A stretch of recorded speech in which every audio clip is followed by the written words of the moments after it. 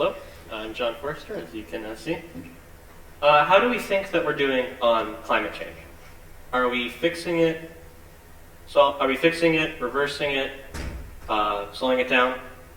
Well, we're not doing very well.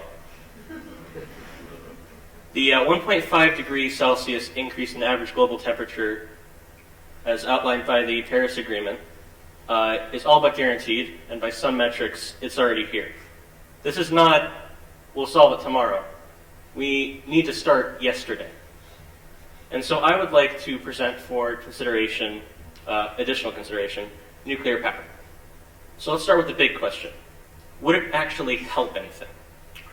Well, so you can see from this graph, nuclear power produces about half of the carbon emissions of hydropower, and at its lowest produces about a quarter of that of solar power. And this might be a bit confusing because all of these are supposed to be clean energy sources, and they are, at least in comparison to what we're using right now. But the thing here is that our society at the moment runs on carbon emissions, from the mining operations required to sustain the rare earth metals that make your phone and your laptop, to the concrete that makes our buildings, like our homes and our schools. There is almost no process in our society which is carbon zero. And what this means is that if we're truly going to solve the climate crisis, we need to not only use clean energy sources, we also need to make a societal change in order to prevent all of the carbon emissions from being released into the atmosphere unabated. And you can see that nuclear power in this respect is not only a viable option, but a fairly good one, only being second to wind power in grams of carbon dioxide produced per kilowatt. So obviously there are other concerns with nuclear power, otherwise everyone would be using it, right? So I'm sure that you've heard that it's unsafe. Well, one point is, when things are dangerous, we make them safe. When a plane crashes or a boat sinks, we don't say, oh, we're never going to get on a plane again, we're never going to use boats, because these are very important tools to our modern world. If we stopped using them, then the economy would probably collapse. We would lose a lot of the globalization that has got us here in the first place. And the same is true for nuclear power, because every disaster that has happened has made nuclear power more and more safe. I'll get into that a bit later. But in the meantime, and this is generally true for pretty much every industry, when, in the unfortunate, for example, in the unfortunate example of the Alaska Airlines Flight 1282, where the door blew out because potentially of improperly installed screws, the Boeing was sued multiple times. There's an ongoing investigation into malpractice. And every time any disaster like this happens, there are new regulations put in place, or otherwise we decide who's at fault, the victims are compensated, and the perpetrators are punished. And the same is true for nuclear power. Now, you might have heard that, well, yes, nuclear power is carbon low, like all clean power sources. It still produces waste, like any human process. And about that waste. So, nuclear waste, you've probably heard of it. And to just get one thing out of the way, it is not a glowing green goo, as cartoons or environmental groups might have led you to believe. It rarely is a liquid. It rarely glows. And if it is glowing, which shouldn't happen in air, it's blue. Now, onto the treatment of waste. Now, about 97% of all nuclear waste is low-level waste. This is waste that is just essentially regular trash. It's regular trash that, incidentally, of being in a nuclear power plant, may have come into contact with nuclear isotopes and therefore may be irradiated to the point where the government does not feel comfortable having it disposed of in a regular landfill. And so what happens is it's not disposed of in a regular landfill. It's disposed of probably in a safer way than a regular landfill for all trash. It's put in a container that's meant to survive long enough that the nuclear waste decays to the point where it's not dangerous. and it's stored underground where it can't really hurt anyone.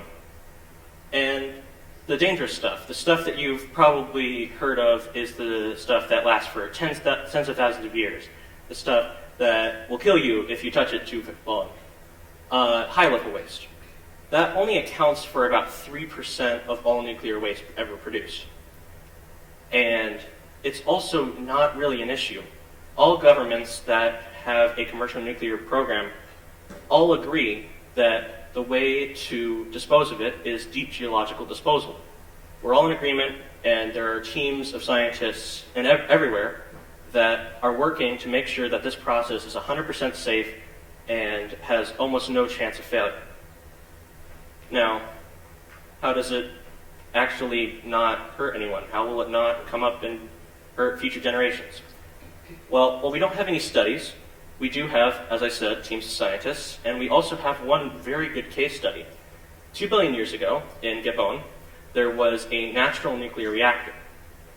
And for the past 100,000 years, the results of that nuclear reactor have been buried underground. And in the past 100,000 years, in suboptimal conditions with tropical rains, it has moved a total of 10 meters.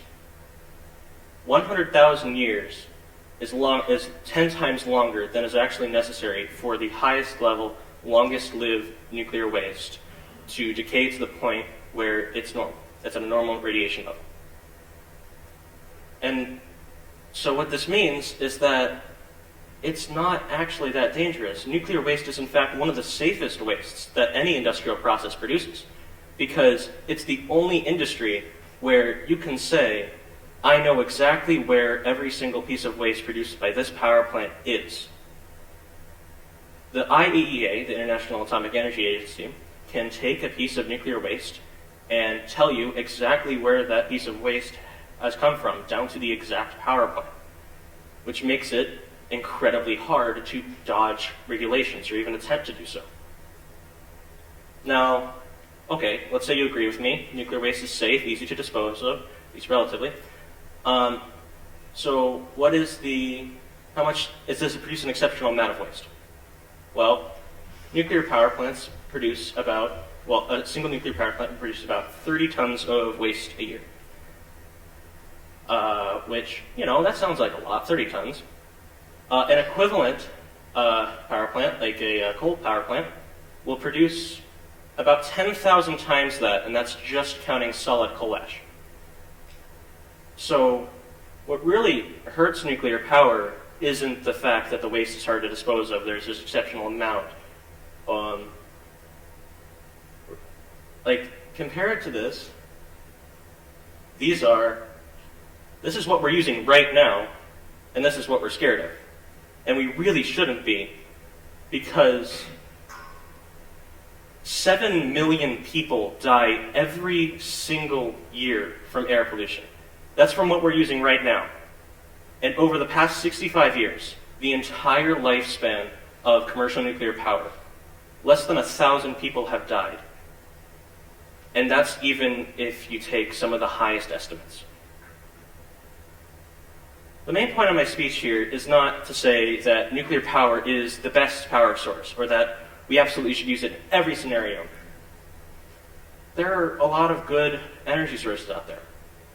My main point is that nuclear power is a tool, and in my opinion, a dramatically over-exaggeratedly dangerous one. And if we are going to solve the climate crisis, we need to use every tool we have available to us. Because if we don't, in 100 years, and it turns out, no, we failed, we didn't figure out how to fight it, and we didn't use every tool, do we want to look back and say, we could have stopped this? If we don't do everything in our power to make this place, this planet, Earth, the best place, not only for humans, but for every organism that we know to exist in this universe, we need to use every tool available. And if we don't do our best, in my opinion, we have failed.